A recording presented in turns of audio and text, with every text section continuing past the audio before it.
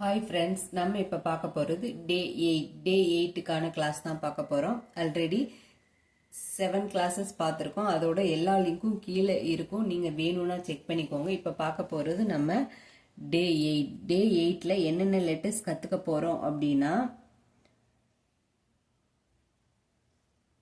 PQR cursive letter PQR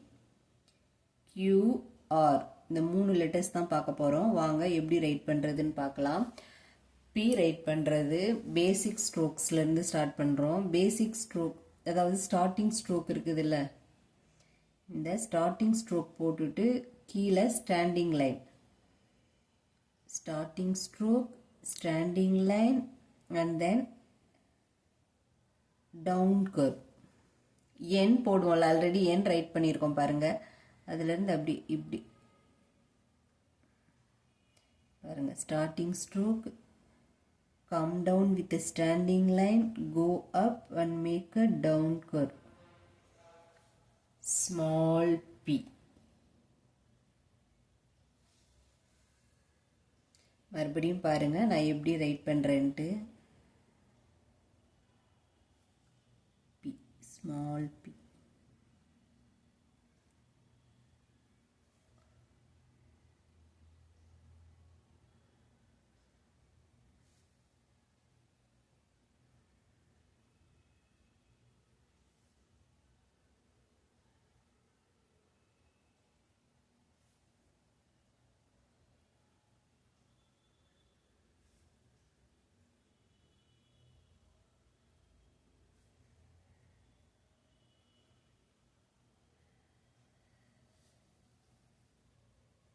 next நம்ம பார்க்க போகிற letter Q, cursive Q write பண்ணுறது ரொம்ப easy. First starting stroke and make a circle, come down with standing line.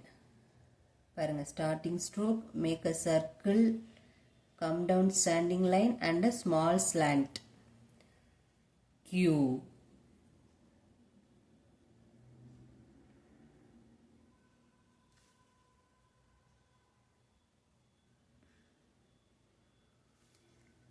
நீங்கள் நிறைய practice பண்ணுங்கள். ஃபஸ்ட் டைம் ப்ராக்டிஸ் பண்ணுறவங்க நிறைய ப்ராக்டிஸ் பண்ண தான் நமக்கு லெட்டர் ஷேப் வந்து கரெக்டாக வரும்.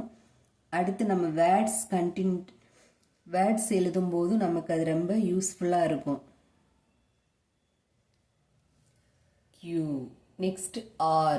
R எப்படி ரைட் பண்ணுறதுன்னு பார்க்கலாமா? இப்போது R ரைட் பண்ணுறது ரொம்ப ஈஸி தான்.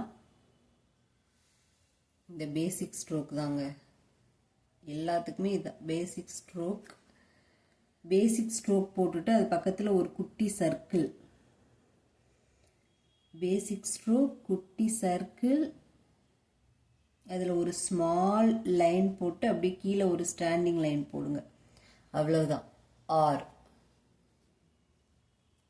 R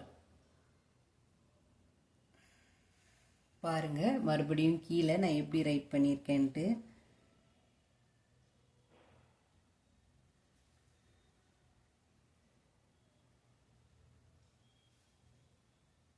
Okay friends, thanks for watching.